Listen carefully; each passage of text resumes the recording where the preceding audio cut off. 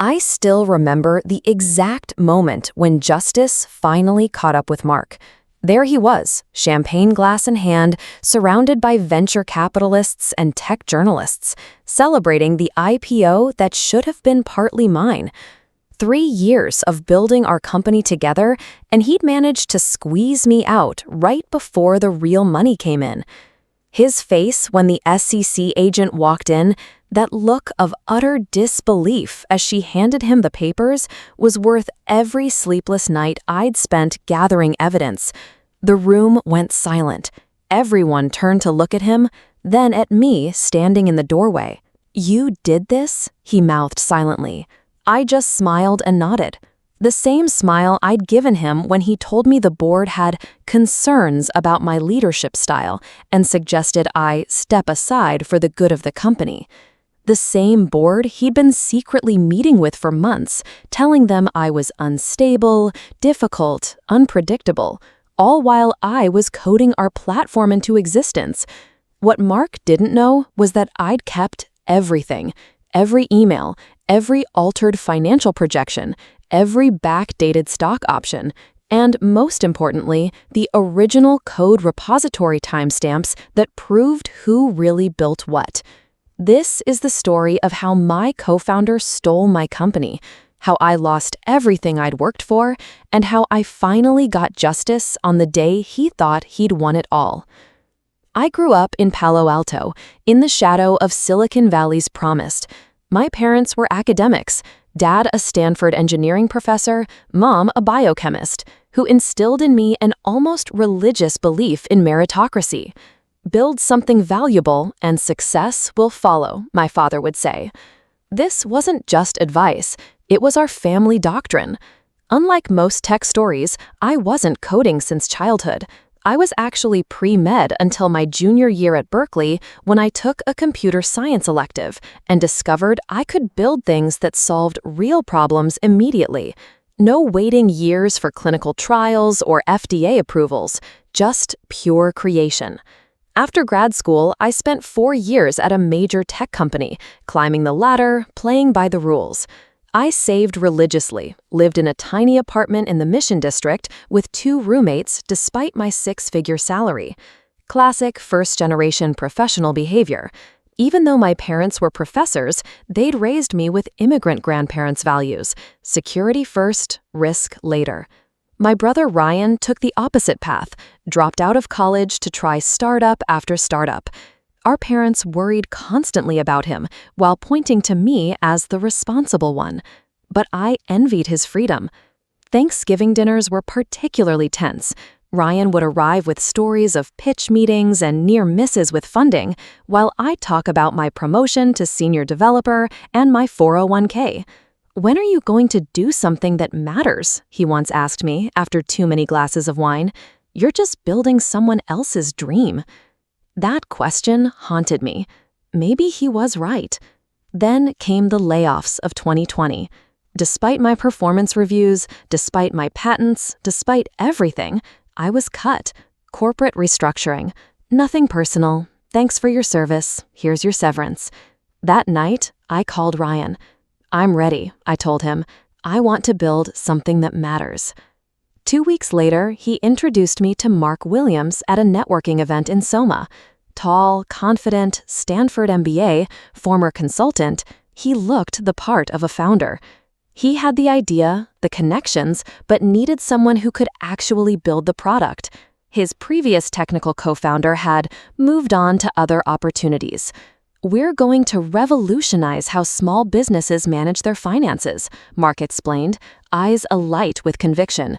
"The platform will use AI to automate everything from bookkeeping to tax preparation. The market is massive." I was captivated, not just by the idea, but by the chance to create something meaningful. We spent the next month meeting daily at coffee shops, mapping out the platform, discussing equity splits, planning our approach to funding. "I've got some angel investors interested already," he assured me, "but they want to see a working prototype. That's where you come in." We agreed to a 60-40 split, him as CEO with the majority stake, me as CTO. I told myself it was fair. He had the idea first, the business connections, the roadmap to success. I just needed to build it. For 6 months, I coded 16-hour days, living off my savings while Mark took meetings with potential investors. My parents were concerned but supportive. Just make sure you get everything in writing, my father warned. I assured him we had proper founder agreements. What I didn't know was that Mark had a completely separate set of documents he shared with investors, documents that minimized my contributions and positioned me as a replaceable technical resource rather than a true co-founder. The day we got our first term sheet for $3 million in seed funding should have been our celebration. Instead, it was the beginning of the end. As we sat in the conference room of Blue Ridge Ventures, the lead investor looked at me curiously. "So you're the contractor who built the MVP. Mark says you've done great work." My blood ran cold. I'm not a contractor. I'm the co-founder and CTO. The awkward silence that followed told me everything I needed to know. "We need to talk," I told Mark as we left the investor meeting.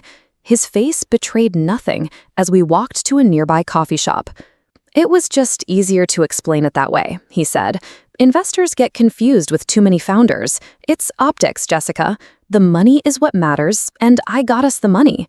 I wanted to believe him. The term sheet was real, life-changing money that would let us build our vision. So I swallowed my pride and signed. The next year was a blur of growth. Our product, Finance AI, gained traction quickly. Small businesses loved how it automated their most painful processes.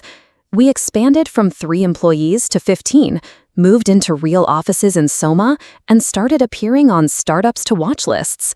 Mark was in his element, charming customers, wooing investors, becoming the face of Finance AI in the press. Meanwhile, I built the actual product, managing our growing engineering team, solving the hardest technical problems myself. We were making it work, despite the tensions simmering beneath the surface. Then came our Series A round, $12 million led by Sequoia. The night before the final paperwork, Mark asked me to dinner at an upscale restaurant in Nob Hill. "We've come so far," he said, pouring champagne, "but the investors have concerns." My stomach tightened. "What concerns?" "About our structure.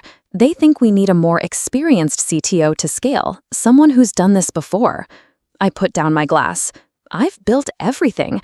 Every line of code in our core platform is mine."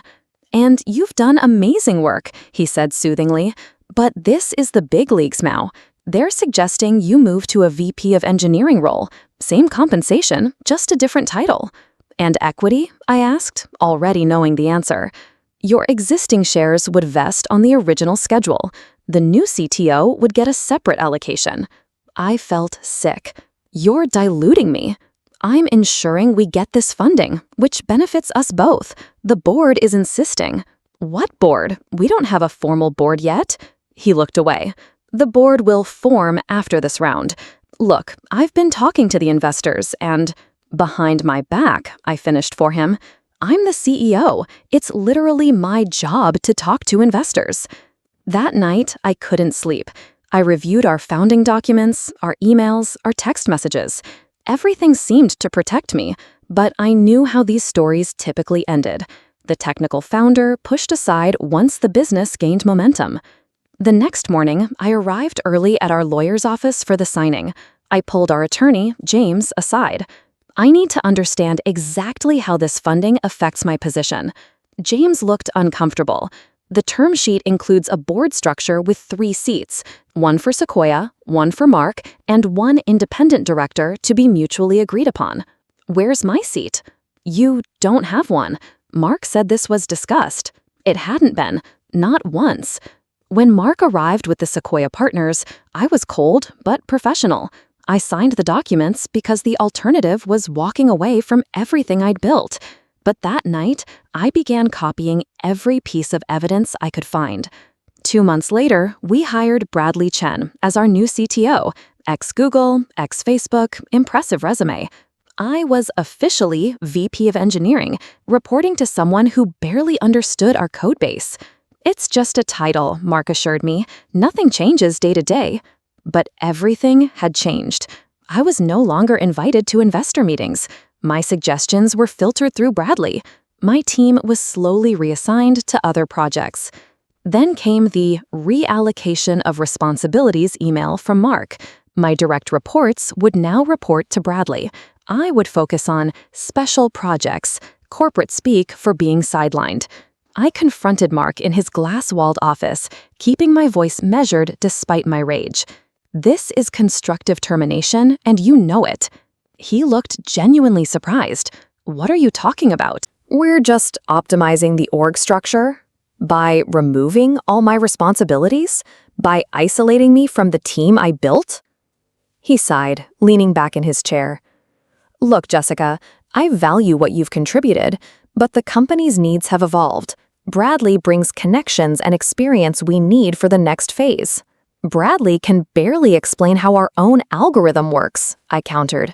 Mark's face hardened. The board supports these changes. If you're not happy, we can discuss separation terms. I felt a cold clarity wash over me. So that's where we are. It's not personal, it's business. That weekend, I met with a lawyer specializing in startup disputes. After reviewing my evidence, she was blunt. You have a case, but these fights are expensive and brutal, and the company has more resources than you do. What about the SEC? I asked. Some of what he's done has to be illegal. She hesitated. Possibly. There are questionable backdated stock transfers, misrepresentations to investors, but proving securities fraud is difficult. What if I had more evidence, internal documents showing deliberate misrepresentations? She studied me carefully. That would be different, but how would you access those now? I didn't answer, but I knew exactly which servers housed our corporate documents, and I still had admin access the IT team had forgotten to revoke. The following week, I found what I was looking for: emails between Mark and several investors dating back to before I'd even met him. He'd been presenting my contributions as his own from the beginning, showing demos of his technical work that I had actually built. But the smoking gun was a folder labeled Cap Table Scenarios. It contained spreadsheets showing how my equity would be systematically diluted through carefully structured funding rounds. I downloaded everything and sent it to my lawyer. Then I waited. 2 days later, HR called me into a meeting. Bradley was there, along with our new head of people operations, a woman I barely knew. We've detected unusual access patterns from your account, Bradley began, not meeting my eyes. Large downloads of proprietary information. I was archiving my work, I replied calmly, for the projects I built. The HR woman slid a document across the table. This is a separation agreement. The company is prepared to honor your vested shares and provide 3-month severance. I didn't touch the paper. And if I don't sign? Then we'd have to consider legal action for the unauthorized access and potential intellectual property theft. I stood up. I built this company. I wrote the code that powers every aspect of our platform. I'm not signing anything today. Bradley finally looked at me. Jessica, don't make this ugly. Take the deal. I gathered my things, feeling oddly calm. Where's Mark? Too busy to fire me himself? He's meeting with JP Morgan about the IPO roadshow, Bradley said, then immediately looked like he regretted it. IPO? So that was the timeline. They needed me gone before filing the S1.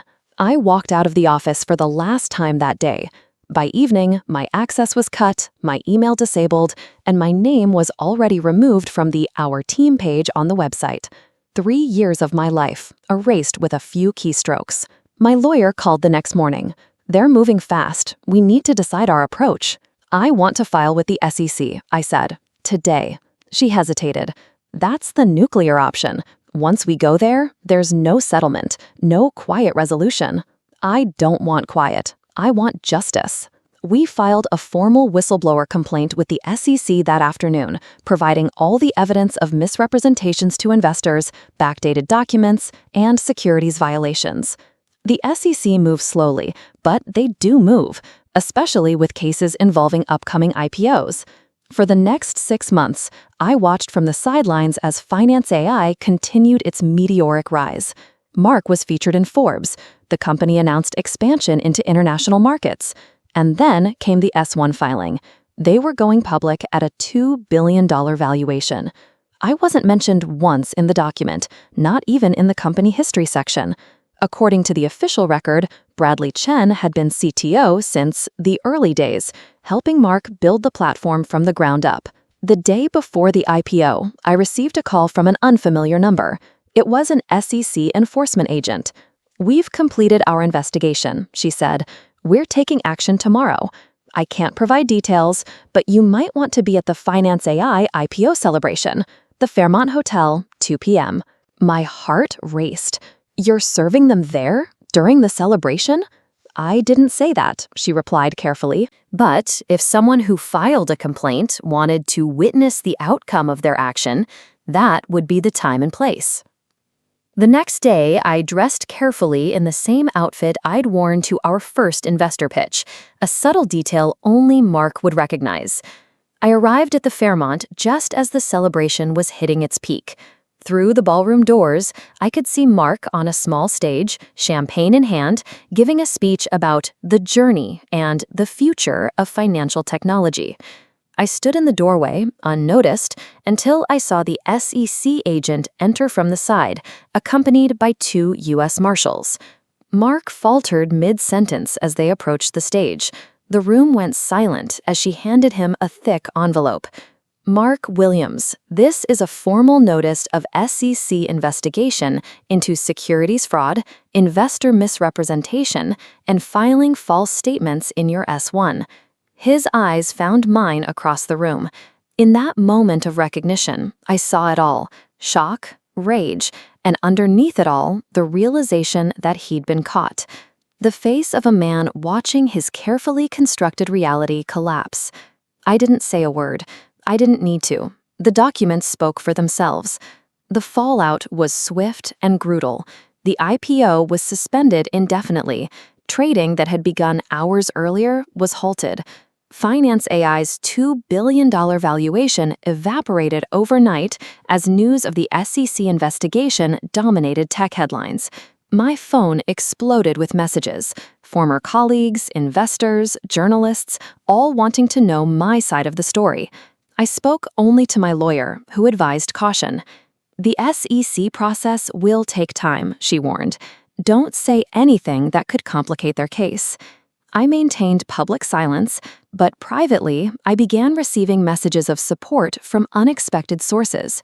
Bradley Chen was the first, surprisingly. "I didn't know the full story," his message read. "Mark showed me doctored documents about your contributions. I'm cooperating with the investigation." Then came Rachel from the product team.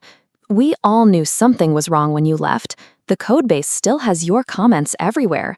Nobody could explain how things worked after you were gone."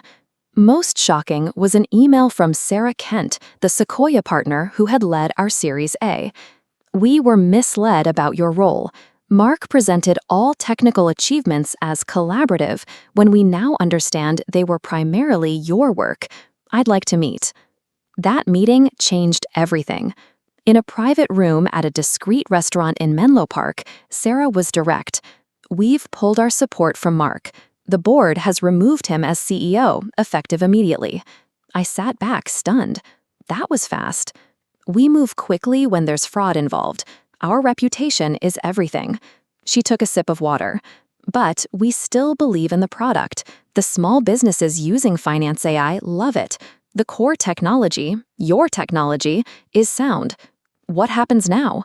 We'd like you to come back, not as VP of Engineering, as CEO." The irony wasn't lost on me. Why would I do that, after everything that happened? "Because it's your company," she said simply. "It always was. And now everyone knows it." I didn't answer immediately. The offer was tempting, a complete reversal of fortune, the ultimate vindication. But something didn't feel right. I need time to think about it. Over the next week, I spoke with everyone I trusted: my parents, my brother Ryan, former mentors. My father, ever practical, thought I should accept the offer. They're handing you a CEO position at a company valued at hundreds of millions, even after the scandal. But Ryan saw it differently. They need you more than you need them. They're trying to salvage their investment. What do you actually want? That question kept me awake at night. What did I want? Revenge? I'd already gotten that. Money? The SEC whistleblower program would likely provide a substantial reward once the case concluded. The CEO title? Perhaps, but not at a company with this much baggage. I met with the finance AI engineering team, my former team, for coffee. Without management present, they were candid. The codebase is a mess since you left, admitted Deepa, my former lead developer. Bradley brought in consultants who rewrote crucial systems without understanding them. We've been patching things together for months. Half the team is sending out resumes, added Jason, another engineer.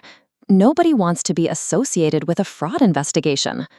I realized then what I truly wanted: a clean slate, the chance to build something honest from the ground up. I declined Sequoia's offer. Instead, I proposed an alternative. I would consult during the transition to help stabilize the platform, but I wouldn't rejoin permanently.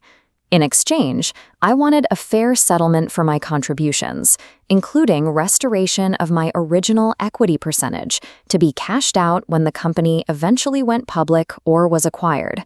They agreed, likely relieved it wouldn't cost them an immediate cash payout. As for Mark, the SEC investigation revealed even more than I had discovered. He'd been running similar schemes with previous startups, leaving a trail of betrayed co-founders and investors. He settled with the SEC, paying a $5 million fine and accepting a 5-year ban from serving as an officer or director of any public company. He avoided criminal charges, but became a pariah in Silicon Valley. 6 months after the IPO implosion, I launched my new startup, Truth Ledger, a platform using blockchain to create immutable records of intellectual property and creative contributions for collaborative projects. Our tagline: credit where credit is due. The irony wasn't lost on the tech press, who covered our launch extensively. Several of my former finance AI engineers joined me, eager to build something with integrity from the start. And our first round of funding came easily, led by Sarah Kent at Sequoia, who told me privately, "We owe you this one." Finance AI eventually did go public, 18 months later, and at a much more modest valuation. True to our agreement, I received my full equity compensation. I used part of it to fund a fellowship for women technical founders, specifically focused on helping them protect their contributions and equity. The most unexpected development came a year after everything happened. I received an email from Mark, the first contact since the SEC intervention. "I know you have every reason to delete this without reading," it began, "but I need to say it. You were right.